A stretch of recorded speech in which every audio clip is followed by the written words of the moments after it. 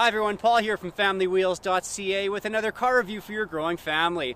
And it's interesting how once I did have a family, my list of dream cars has kind of been morphing. All of a sudden, a usable back seat is really important to me. So is a decently sized trunk. And that's where the super sport sedan really comes into play. Think of the Mercedes AMG tuned CLS, the BMW M6 Grand Coupe, or the Porsche Panamera. And of course, there's the Audi RS7. This is basically an Audi A7 sportback that's been handed over to the mad scientist at the RS division and turned into a mile-munching, grin-inspiring, fire-breathing muscle car. We're spending some time in the RS7 this week, courtesy of the folks at Glenmore Audi here in Calgary, to see if you really can have your cake and eat it too.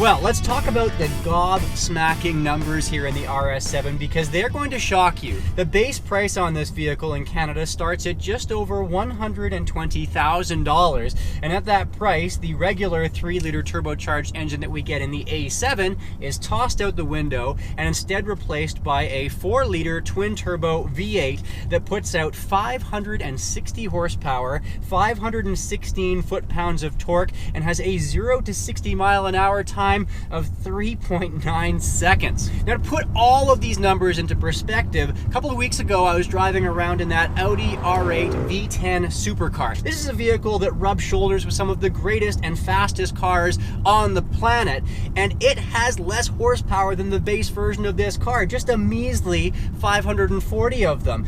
But for some reason, the folks at Audi decided a couple of years ago that this all just wasn't quite enough.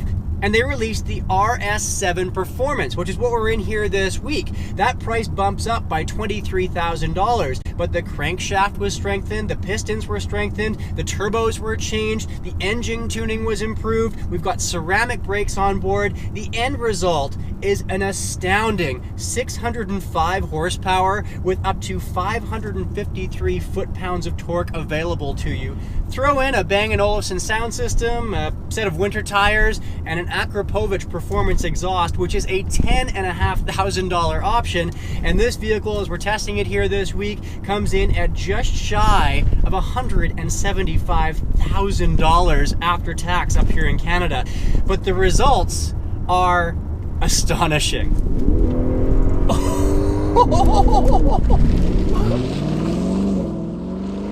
Now, just like we see in a lot of vehicles these days, the RS7 comes with a drive select function, which means that you can cycle between comfort mode for everyday driving, individual mode, so you can make little changes to make the car just the way you like it, whether that's the throttle response, the way it shifts, or even the sound of this vehicle. And then there's dynamic mode. Now, normally you see a slight bump in performance when you bump it up into dynamic mode and say something like the Q5 that we were in a couple of months ago. But in this car, the results, the differences are rather remarkable. In comfort mode, this car actually feels like a pleasant cruising car. The suspension is softened and relatively comfortable. The engine is reined in. We don't have access to all 605 horsepower, so it doesn't feel like it's constantly just waiting to explode. And it's also really quiet in here. At 100 kilometers an hour, we're averaging 61 decibels, thanks to double pane glass and a lot of noise insulation here in the cabin. That's despite the fact that we've got, some pretty big winter tires on board our tester here this week. That is very respectable. Now pop this car into dynamic mode and you can throw all of that composure right out the window, because now you have full access to every single one of those 605 juicy horsepower. You've got a much stiffer suspension feel, which is, to be honest with you, a little harsh, a little jittery, but the payoff is a laser sharp cornering feel. You've also got a much more precise steering feel. The shift pattern changes on the 8-speed automatic transmission. The exhaust throttles open up so you can really hear the burbles out of this performance exhaust, and it is so addictive. If I gear down here and then lay off the throttle, you can hear those burbles, and it's like a choir of demons has started performing right in the exhaust manifold. It is glorious and unholy all at the same time. There is zero turbo lag in this vehicle whatsoever, unlike that S4 that I was in a couple of months ago. The power is immediate. The power is addictive. This is everything I'd want a muscle car and a V8 to be. And when we look at these different drive select functions, it really does give you a sense for what a sleeper cell of a secret agent this car is. Because for daily driving, it's very composed. Pop it into dynamic mode, and this can keep up with some of the fastest supercars out there today.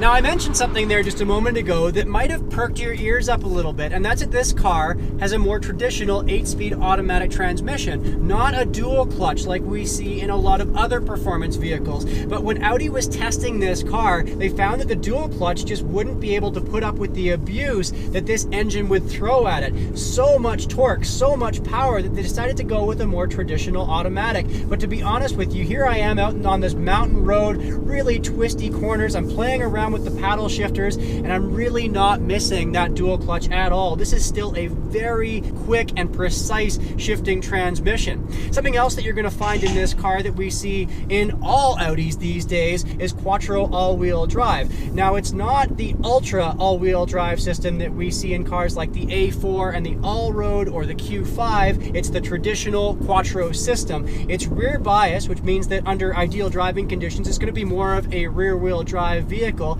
And here I am this week driving in some fairly snowy conditions. We do have 20-inch winter tires on board this tester, but it's not feeling nearly as squirrely as I thought it would. I was a bit gun shy with this car, feeling like it might be so much power that I'd be sliding out all over the place, but I'm really not. Now, one thing this car has that you're definitely not going to find in your typical Audi are ceramic brakes. This is part of the performance package, and they bring you to a stop so quickly that you better have a good dental plan because they will remove your dental work. Now, something else that differentiates the RS7 performance is the regular RS7 has air ride suspension, which means that it's height adjustable, and that actually might be better for some people. If you've got a pothole-filled back alley to get to your garage, or if you go down a snowy back road all the time to get to your family cabin, then you'll have that adjustable height, which might be good for you. Here on the RS7 Performance, it's not adjustable. It's hydraulic suspension, so what you see is what you get. You wind up getting a vehicle that's going to corner a little bit better, but not have that adjustability. Now, I was a little concerned when I first picked up this car about going over speed bumps or entering driveways that I might scuff up the bottom of this car, but it's actually got enough ground clearance that it's really livable. It hasn't been a problem for me at all this week.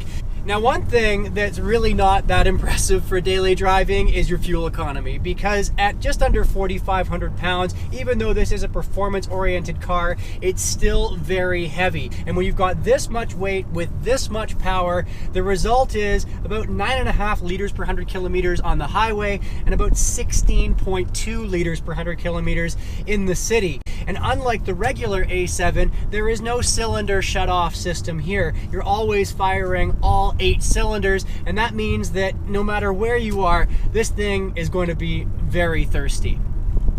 Now let's get to the interior here, because like all Audi cabins these days, the RS7 is a thing of beauty. I love the Alcantara in the doors. Beautiful carbon fiber inlay all throughout the cabin. These quilted seats look really slick, but don't jump into these seats expecting them to be plush and soft. They're more firm and performance oriented, kind of in that European style. I like the seats for their bolstering, but I'm not crazy about the fact that you can't adjust the headrest. We saw this in the S4 as well. It looks cool and all integrated in on itself, but the result is if you've got a tall driver like me, you can't get the headrest where you'd like it, and it's also really not that safe if you were in an accident.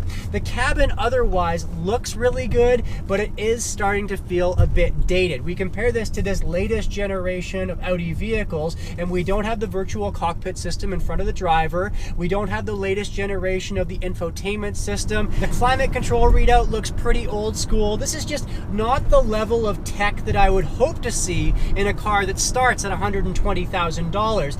But this is all for good reason, and that's that the A7 is actually getting a complete redesign for 2019, and we should be seeing that in showrooms sometime in the summer of 2018. The interior, I've had a chance to see it, is absolutely phenomenal, like something out of your favorite sci-fi movie, really cutting edge. So we should be seeing that very soon from Audi. The downside to this latest A7 is that the company typically takes a couple of years to release an RS version of its latest generation of cars. So if you like the RS7 and you want to get into one now, make sure you do it before long, because this is going to be the last RS7 we see for a while.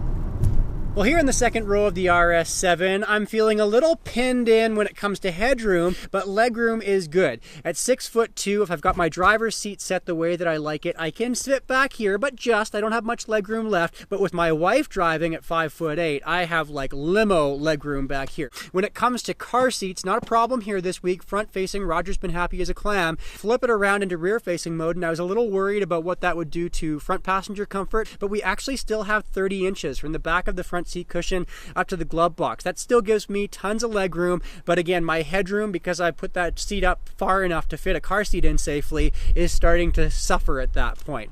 Elsewhere here in the second row, one thing you're going to notice right away as soon as you get into this thing is that we only have 2 seats back here. The regular A7 has a 5th passenger position here in the middle, but in the RS7, they've opted to give you these bolstered sports seats so that if the driver's going nuts up front, you're not going to get thrown around. The thing with this middle position, though, is that it is kind of a throwaway spot anyway, because we have such a large hump here in the middle of the car. Even if we did have a 5th seat, you really wouldn't be able to sit very comfortably back here. The same kind of attention to detail, though, in the RS7 here in the second row. Alcantara, carbon fiber inlay. We have a 3rd zone of climate control, heated rear seats. One thing that does bother me about getting in and out of this car in the front and second row is this rather large sill that you have to step over. Small kids, you might find that they have a bit of a hard time getting in and out of this car. Even I've found that I'm kind of scuffing up that bodywork every time I get into this vehicle because it is such a step. But in general, given the fact that this is more of a sport-minded car, it's still a very usable back seat, especially when you compare it to something like the Mercedes CLS, which really doesn't have much room back there. Now, something that really separates the RS7 from its competitors is its trunk space. 707 liters behind the second row means that it leads the class, and it's all accessed by this huge hatchback door, so it's really easy to get to. Our standardized trunk test, not an issue at all this week, and then you flip down that second row. It's a flat load floor, and you could practically play a game of soccer in the back of this thing. Nice to see also that we've got a center pass-through for throwing a pair of skis into the back of the RS7 and heading out into the mountains. Now, I do have a couple of issues with the trunk. First up, for what you make up for in length, you lose in width. Audi's opted to put a lot of its electronics around those rear wheel wells and then cover that up. So you wind up with a fairly narrow opening here in this trunk. The other issue I have, again, comes to headroom, but this time around, it's for the family dog. Because of that sloped off back roof line, there's just not much space in there for a pooch. If they gave us just a bit more height, then you could put your dog back here or have a lot more gear for the trip out to the cabin, and it would make it that much more usable for families. You know, it's interesting, when I asked the staff at Glenmore Audi who's typically buying the RS7, they said that it's not uncommon for somebody to walk in with every intention to buy an R8 sports car, but then they see this thing alongside it in the showroom and they realize that you can really have the power and fun and exhilaration of a supercar in something that is far more livable. You can throw golf clubs into this thing, you can seat 4 comfortably, you can take a trip to Costco, and yet when you want to, this thing at the push of a button becomes an absolute barbarous fiend. I mean, the fact is, for 90% of us here in North America, where we don't have autobahns to really open up a car like this, the S7 is going to be more than enough car. It's like a slightly sportier A7, but with nowhere near the price tag of the car that we're in here today. But for people who really want to experience all the raw, visceral, full-fat power that Audi can possibly muster duster and put into a car, this is a true monument for what a four-door, still very livable sedan can become. What a machine. Who says that family cars can't be fun?